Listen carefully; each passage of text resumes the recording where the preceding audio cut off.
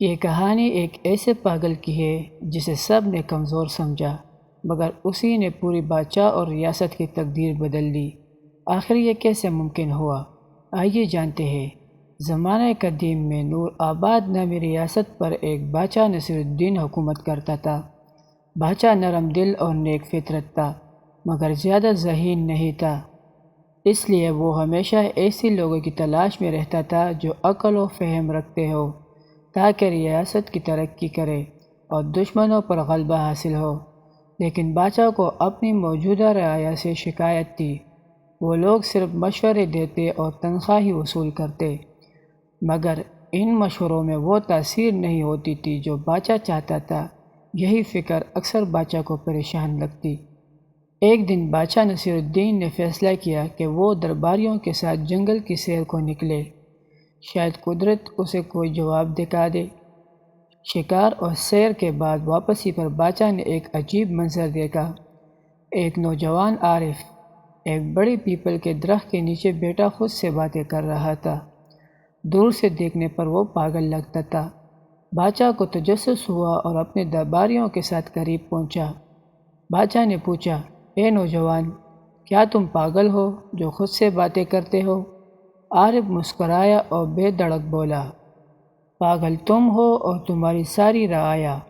میں بالکل ٹھیک ہوں۔ میں تو یہ چاہتا ہوں کہ اس جنگل کو کاٹ کر یہاں عالیشان محلات تعمیر ہو اور ان محلات کا بادشاہ میں خود بنوں۔ یہ جواب سن کر سب حیران رہ گئے۔ درباریوں نے کہا، یہ شخص آدھا پاگل ہے، مگر بادشاہ کے دل کو اس کی بات میں ایک عجیب سی کشش محسوس ہوئی۔ چنانچہ مشورے کے بعد اسے محل میں لے جایا گیا۔ راستے میں عارف نے گھوڑا موڑ کر بھاگنے کی کوشش کی، مگر اسے پکڑ کر دوبارہ محل کی طرف لایا گیا۔ جب محل پہنچے تو وہاں عوام کی بھیڑ خوشی کے نعرے لگا رہی تھی۔ پوچھنے پر لوگوں نے بتایا، بادشاہ سلامت، جس راستے سے آپ شکار پر گئے تھے وہاں دشمن کی فوج گاٹ لگائے بیٹھی تھی۔ ہمیں تو یقین ہو گیا تھا کہ آپ واپس نہیں آئیں گے، لیکن آپ نے راستہ بدل کر جان بچا لی۔ بادشاہ نے یہ سن کر خاموشی سے عارف کو دیکھا اور سمجھ گیا کہ یہ کوئی عام شخص نہیں۔ اس نے حکم دیا کہ عارف کے لیے ایک خاص کرسی تیار کی جائے اور آج سے یہ میرے ساتھ رہے گا۔ سازشوں کا آغاز۔ یہ دیکھ کر درباریوں کے دلوں میں آگ لگ گئی۔ وہ سازشیں کرنے لگے۔ ایک دن انہوں نے عارف کو بہلا کر کہا، کل جب بادشاہ تخت پر بیٹھے تو جا کر ان کی گردن پر تھپڑ مارنا، یہ ہماری دربار کی روایت ہے۔ عارف سادہ لوح تھا، فوراً مان گیا۔ اگلے دن اس نے واقعی بادشاہ کو زور سے تھپڑ مارا۔ بادشاہ کا تاج گر گیا اور تاج کے نیچے سے ایک زہریلا بچھو نکل آیا۔ بادشاہ شکر گزار ہوا کہ اگر تاج سر پر ہوتا تو بچھو کاٹ دیتا۔ اس نے عارف کو گلے لگایا اور انعام دیا۔ درباری اور جلنے لگے۔ اگلے دن انہوں نے عارف کو کہا کہ بادشاہ کی کرسی پیچھے سے کھینچ لینا۔ اس نے ایسا کیا تو پتہ چلا کرسی پہلے سے ہی ٹوٹی ہوئی تھی۔ اگر وہ نہ کھینچتا تو بادشاہ زخمی ہو جاتا۔ بادشاہ نے پھر کہا، یہ سب سے ہوشیار اور وفادار ہے۔ جنگ اور بہادری۔ درباریوں نے آخرکار پڑوسی سے ریاست گلشن پور کے بادشاہ سے خفیہ سازش کی۔ اسے خط لکھا کہ ہم تمہارے ساتھ ہیں، بس عارف کو مار دینا۔ جنگ چھڑ گئی۔ بادشاہ نصیر الدین نے عارف کو فوج کا سالار بنایا۔ جنگل کے بیچ دونوں لشکر آمنے سامنے ہوئے۔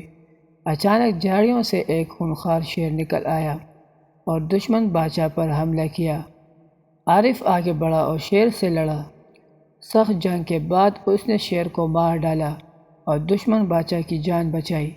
دشمن بادشاہ نے فوراً کہا، نہیں، اب جنگ نہیں ہوگی۔ یہ کمانڈر بہادر اور سچا ہے۔ یہ دونوں ریاستوں میں صلح ہو گئی۔ بادشاہ نصیر الدین نے خوش ہو کر اپنی بیٹی شہزادی رابعہ کا نکاح عارف سے کر دیا۔ حسد کا انجام۔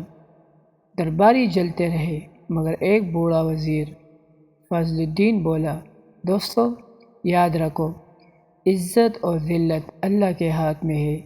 اگر اللہ نے کسی کو بلند کیا ہے تو تم لاکھ سازشیں کرو، اس کی عزت اور بڑھے گی۔ اصل کامیابی سچائی اور ایمانداری میں ہے۔ کچھ وقت گزرا، عارف کا انتقال ہو گیا۔ درباری اپنی کرسیوں پر واپس آ گئے، لیکن عوام کے دلوں میں عارف کی بہادری، سچائی اور قربانی ہمیشہ زندہ رہی۔ سبق: یہ کہانی ہمیں سکھاتی ہے کہ حسد اور سازش انسان کو ذلیل کرتی ہے، جبکہ سچائی اور اللہ پر بھروسہ انسان کو عزت دیتا ہے۔ عزت اور ذلت صرف اللہ کے ہاتھ میں ہے۔ شکریہ دوستو، اگر آپ کو ہماری کہانی اچھی لگی ہو تو ہمارے چینل کو ضرور سبسکرائب کیجیے اور لائک اینڈ کمنٹ کرنا نہ بھولیں۔